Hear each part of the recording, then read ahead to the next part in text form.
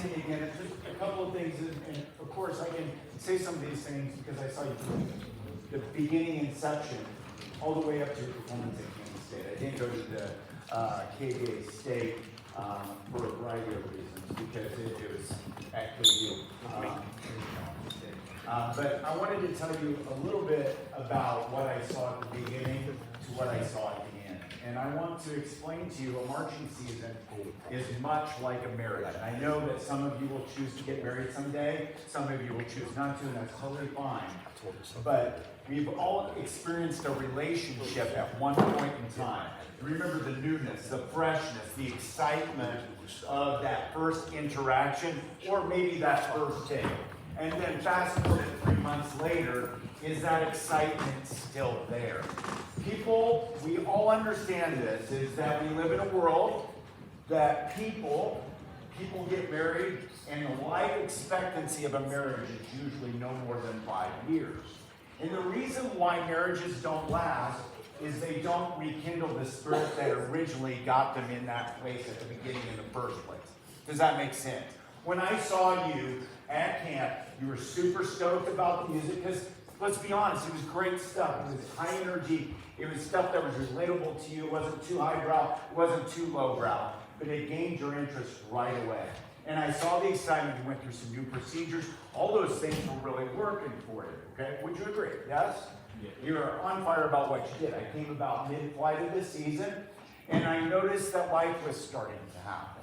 We all know this. About mid-September, you had picture day. You had your first 2 rounds of tests. Life starts getting a little bit more difficult for you. And so what happens is we take for granted the thing that's always consistent, and that's what I'm calling about the marriage. It's like when we marry somebody, we take advantage of them because they're always there. Band is always there for you, but when you have all these distractions, when you come back to the field, back to those procedures that you started with, you take them for granted and we start weaning away from them. Would we agree with that? Yes? And a part of that is totally normal. Every band goes through that. Truly the best bands stay true to it. I know that I treat band like I treat a sport. This is, if I'm a kid in my band, what are you going to do to earn that spot on that field? Mr. Stambaugh, everybody makes the band on the field. Yes. But what are you doing to own that dot and to continue with that dot and make it better? Same thing with the marriage, same thing with the long-term marching season. What are you going to do every day to make yourself better? The thing that we need to understand is this band collectively is very talented. Agreed? But the one thing that you are lacking is individual accountability. Okay? And I can say that to you because I can see it. There are some bell ringers in here. Agreed? And then there's some people that love band and just love the interaction. That's great too. And there's some people that are holding on the strings of all those people. And that's okay, because that's life. Okay? You're going to have a job someday in which you're going to go to work and you're going to know that 1 or 2 employees that is just doing the bare minimum. Okay? And you think to yourself, man, I'm really upset at that. But then you've got to always ask yourself, at what point in time are you also doing that as well? So, we need to talk about culture. Okay? And you hate that word, I get it. But you need to create a culture in which you come to class every day and leave class every day the same way. Okay? That means it's like when I came in today, I heard some really cool sounds. I saw some people energized about playing. They were practicing their stuff. But I'm telling you this right now. All the music that you play right now and currently play in the future are all based on fundamentals. Scales. Approach to the horn. How much time are you doing before, during class, and post-class to make yourself successful? If you're one of those people that does it all the time, good for you. What can you do to spread your wealth to others as well? Okay? So with that culture is, do you understand that the marching season is not from late July to late October? Your marching season, whether you want to understand it or not, was the minute you stepped off your last competition. Great marching bands, great bands in general, create a product not during marching season, but year-round. That means their concert bands are great, All of them. Top one, middle one, bottom one, whatever you want to talk about. Their jazz bands are great. When you go and watch a basketball game, their pep bands are great. Why are they great? Because they focus on the little things that matter. What are those little things that matter? Fundamentals. How are you breathing? How are you approaching your day? How are you approaching the rehearsal? If you come in Debbie Downer, that's exactly the rehearsal that you're going to get. Let's come back to the marriage. I have to, at 21 years of marriage, always constantly remind myself when it's a bad day, particularly with my wife, is to refocus on why we are in love. Why do you love marching band? Always go back to that idea. Or why do you love band and show? Or why do you like to be in that class? And what are you willing to do to give back to the things that you love? Okay? When I saw you at Kansas State University, I had the option to judge. And I didn't want to judge because I knew everything that was going to happen, right? I knew exactly what you were going to bring. I knew your show. I decided to take a step back and actually sit back and enjoy it. Because that's what I wanted to do. I didn't want to nitpick, okay? Because I did that the 3 times that I was here beforehand. And the one thing that I noticed about this band is you come in hot. What I mean, you come in hot, you're amped. And that is a totally normal situation. We always come in amped. When you go into Bill Snyder Family Stadium, how can you not be amped? But when we do that as bands, we do a couple of things. Number one, we do things that we've never done before, right? We feel like we have to overcompensate because we're at a bigger place. We have to do things differently. And that's where we fall apart. Agreed? You come in too hot, too fast, too crazy. You start to do things that you've never done before. I would say your number one issue, other than your individual musicianship, is you take the little things for granted. The step-ups, the arrival moments, the performance once you arrive in those areas. It's like, why am I here in this particular dot? Where does this, in the scheme of things, fit within everything that we've done? One thing that kicked your butt at Kansas State University, and some of you might know, yeah, that happened to you. The hashes. There was, I think wasn't there an 85 set? Yeah. When you went into that 85 set, it was not an 85. Because college hash, high school hash, your directors told you, right? Right? They said, hey, be prepared, right? The ones closest in are college, the ones further out are high school. And you're like, yep, got it. Got it, Mr. Jeff, got it. Miss Casey, we're good. Mr. Exxon, we're good. And then what happened? Oh, poop moment happened. The bigness happened, and then we tried to recreate everything that you did, okay? The other thing is with, I consider this band to be an 80-20, 70-30 band. You got the ones that are really putting out, and the ones that are holding on for dear life. I'm hoping I can do this, okay? What am I going to hear? The 30%, the 20%. Same thing in the concert ensemble, is that you could have all your parts down and interlocking, but if you have one person miss one note, let's be honest, this is one class that if you score 94% in, it sounds bad in the audience. You have to be on point all the time. The other thing is you got to control what you can control. Okay? At KBA, it was beautiful that day. Everything was fantastic, right? And I know that when you got there, you were starting to compare yourself from the day you got there. You need to stop that right away. Hear me? You've got to quit comparing yourself to anybody else because you are you. That's what makes you special. So what I need to know from that specialness is show that to me in your performance. Okay? Your front half of the show was stronger than your back half of the show. That's totally normal for most bands, except for the great bands, it's the other way around. Because they're consistent, striving. Their top portion of the show is the stuff that they did last, because sometimes they tend to put that on the back burner, okay, the early stuff. Okay, you were really good on the front half, and then I noticed that you were very tense on the back half. Okay, there's a woodwind feature, we'd all agree that was craziness. The big arcs moment, you remember when we come in and combine into 2 big arcs? The spatial relations weren't necessarily happening there, okay? So when I go in, and since I graduated and I taught there for 18 years, if you notice Bueller, they were going in 8th place into finals. Did you guys know that? Did you guys know that? They got 3rd. You know what happened the second round? 2 things happened. The oh poop moment kicked in. It's like, we have a reputation to keep. We need to step it up. Are you kidding me? That should have happened first round, kids. Nothing is ever guaranteed in the band world or in life, okay?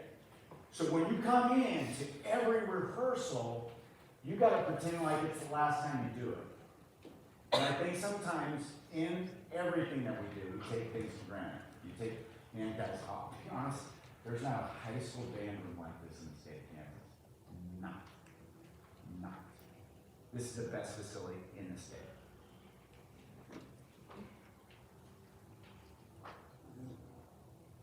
The music, everything that was put in front of you is fantastic.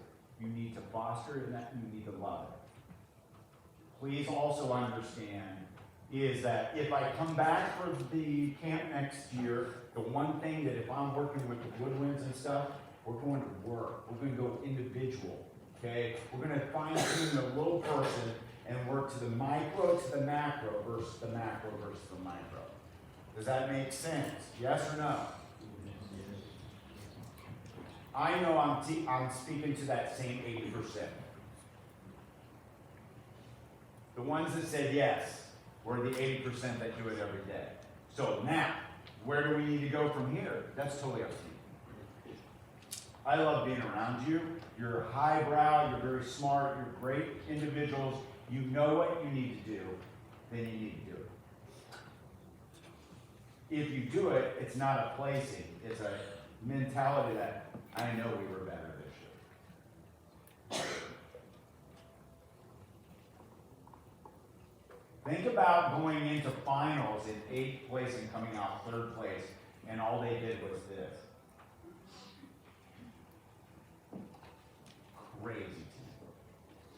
The other thing is that you don't know different judges and the time of day when you perform. That is something that KVA needs to figure out. That's not your fault. So if you go early in the day, I'm just letting you know, if you go early in the day, they're going to judge you incredibly hard, and then they're going to ease up later on in the day. It's a facts of life as judges. Okay? That's not in your control. And then the second half, they go, okay, now we know. And then they judge differently. Stupid. Questions you have for me?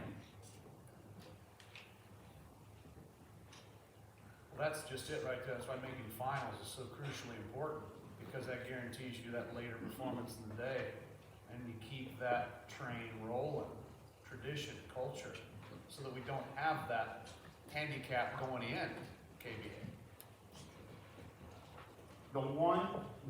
I've told you this before, I can really tell a lot about a band based on the lot. The lot. The parking lot. What is going on in the parking lot before a performance and what's going on afterwards?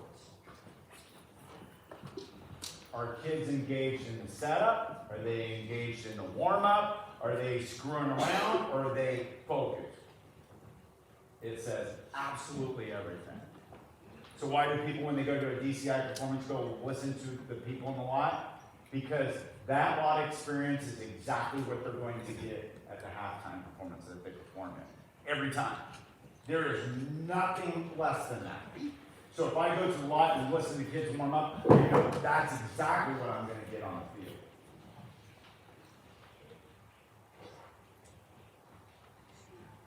If you are an athlete, your football team did extremely well. There was a couple reasons for that. Everybody bought into it. Number two, they were hungry. Let's be honest, the football team's been maybe not what they were this year. It has been a maturation process, right? And three, they wanted it really, really bad.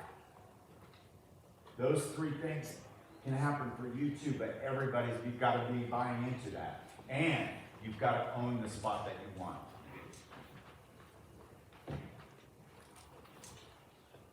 Say that one more time, Stambaugh. You have to own the spot that you want.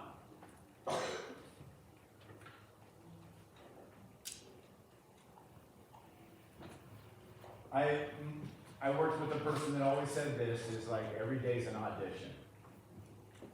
And it's true.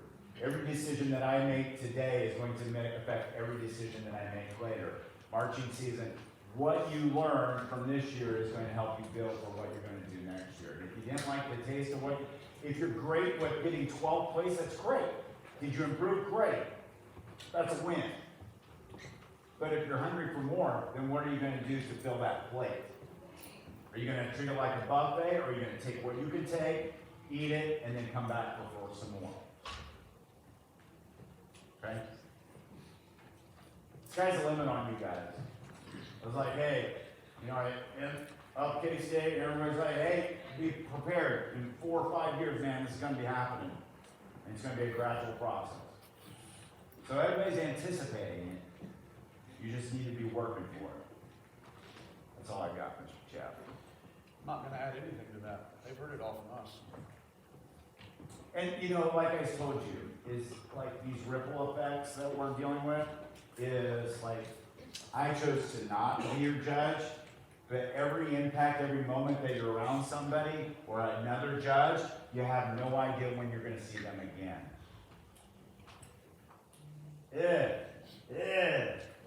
Right? Your actions speak longer just than that day. They transcend everything after that. I told my kids one time when we were going to large group festival, and I said, kids, here's the deal. You're going to play really well today. I have all the faith in the world, but I'm going to tell you something. I did something wrong today.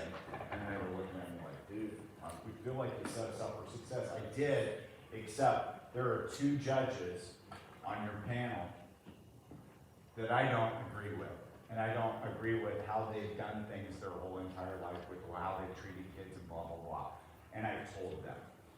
And I should never have done that, because you're going to pay for my interaction in that way.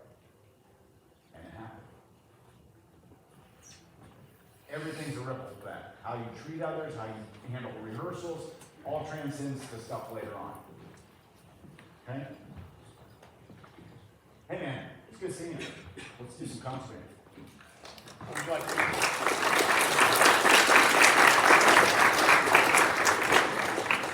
What would you like to work on? Oh, you want me to do This this? is all you. Yeah, I'm not working today. Okay, all right. Can we go to yours? Yeah.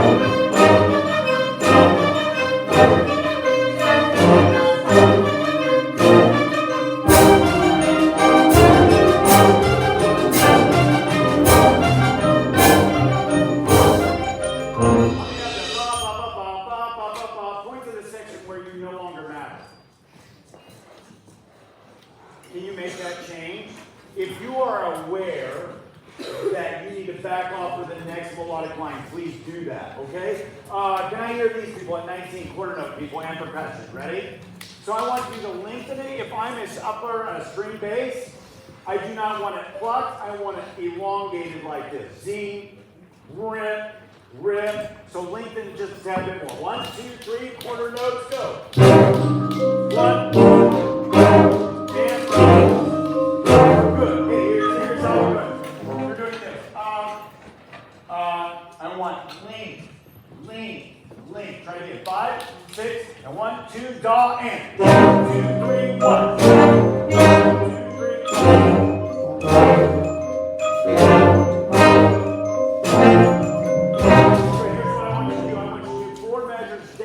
On the quarter notes and 4 brings. So a bop, bop, bop, bop, bop, bop, bop, bop. See what I'm doing? 4 down, 4 up. 1, 2, 3, 1, ready and go. And sorry, my apologies. 2, ready and go. 1, 2, 3, 1. 2, 3.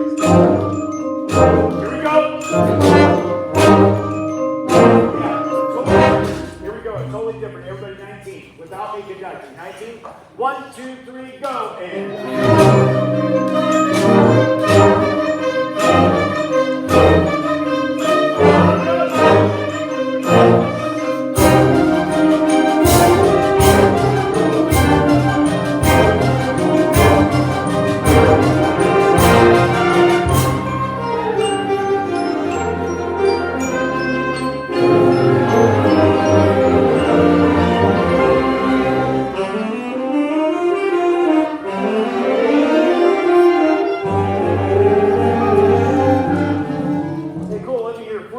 oboe and alto saxophone. 35 to the downbeat of 39. 1, 2, and 1, 2, ready and go. Good. One thing that will fix this. Number 1, sit on the edge of your seat. Number 2, look at your key finger. Those 2 things will fix everything. Ready? Try it again. 1, 2, 3, 1, ready and go. Good. Can you expose the notes that are not slurred? So I want you to over-articulate those and then we're good. Ready? Here, saxophones. 1, 2, 3, 1, ready, go. Good. So your idea was air, but speed. Not speed, more air. Try it again. Good. So that was better. Thank you. 1, 2, 3, 1, ready, and. Here we go, everybody. 35. 1, 2, 3. 35, and 1, 2, 3, go. And done.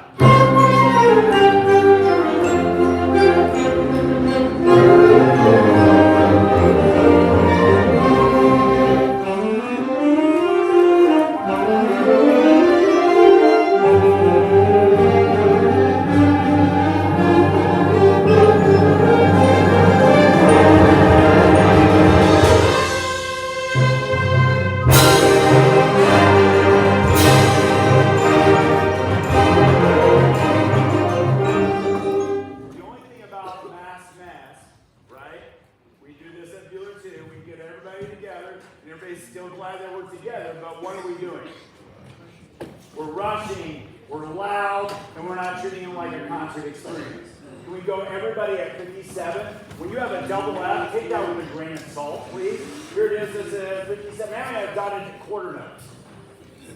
Can you make the front half of the notes more than the back half of the notes? Remember, accents are mini decrescendos. Front half of the notes louder, and the others decrescendo off of it. Here we go, 1, and 1, 2, 3, 57, go!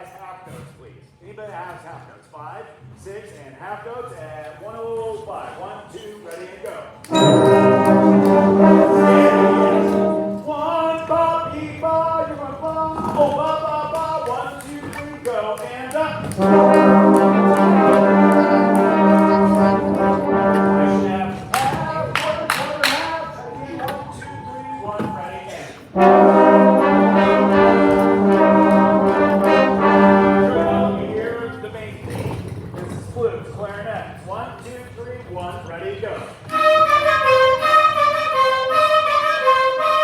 now start here. Ready? 1, 2, 3, 1, ready, and. 2, 3, 4. Makes so much more sense, yes? Instead of bringing the heat all the way. And we add the trombones to mix and percussion. Ready? 1, 2, 3, 1, ready, go.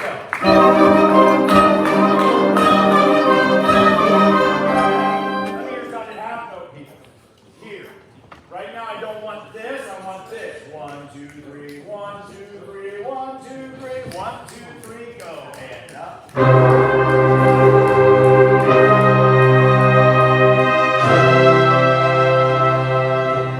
now I want the whine taken out of it. Like, I want go. Try again. 1, 2, 3, go. And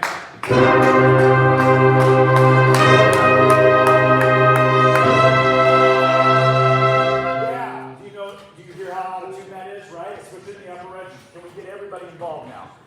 Let's get into it. 97. 97. Low brass. Feel the sound. Feel the sound. 1, 2, 3, 97, go.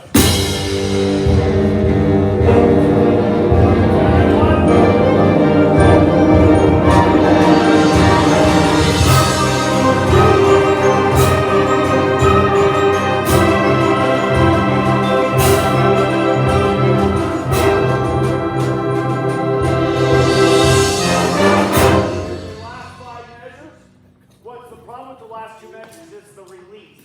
Hold 2, 3, hold 2, 3, hold 2, 3. Release with a stop sound. Bean, suck that down. Here we go. Last 5 measures. 1, 2, 3, go. And let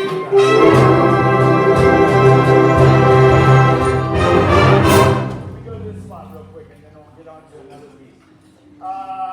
Yes. Can I hear the 43 spot? Can I hear clarinet 2 and 3 and tenor saxophones at 43?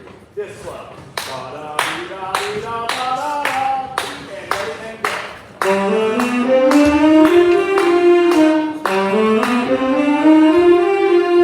Point to the second note.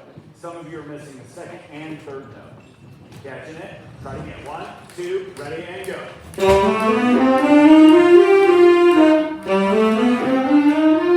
Yeah, now do what the musical line is doing. So if it's going up, crescendo. If it's going down, decrescendo. 1, 2, 3, ready, here we go. Good. Now let me hear the flutes answer that. Flutes, is that right? Yeah, flutes and oboe. Ready? This is measure 46. 1, 2, 3, 1, ready, go.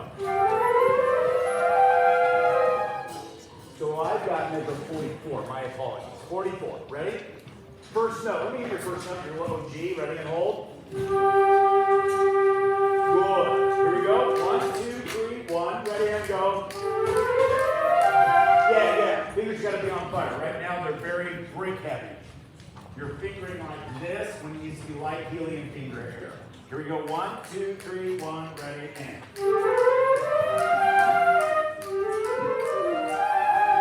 Yeah, now we got it. Now can I have the clarinets join them? So clarinets, we're going to start with you. You guys come in on the second measure right now. What measure is this?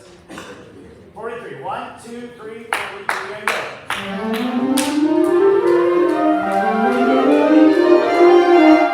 Yeah, now you threw out all the musical stuff that we did. It goes up, goes down. Yes, try again. 1, 2, 3, 1, ready, go. 1, 2, 3.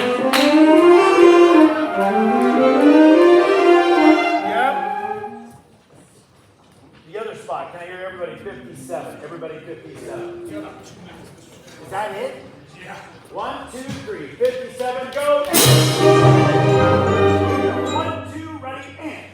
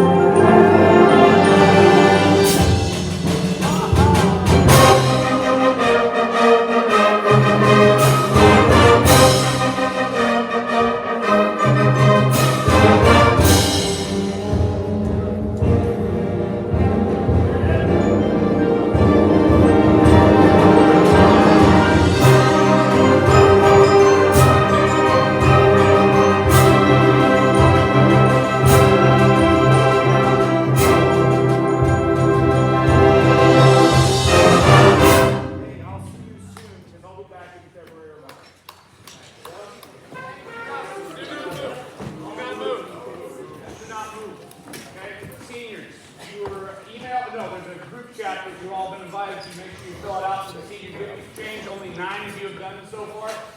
Do it right now, please. I'm sorry, Max, I spaced on that. Just do it right now before you leave the hour, so Max can get this finished and organized.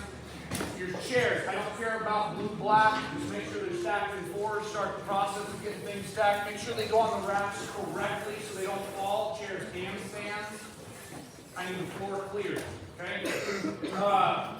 KDA people, you got my email last night. That's the final information. That's everything I know it to be. That's that. So please read it. If you have questions, please ask us today, not 6:30 tomorrow morning. Okay? Drink your music. Make sure it's looking good. Be prepared. Anything before we split? Brass and woodwinds and isolated percussion strings and banjo, please remember. And that's it. Thank you. Stand right.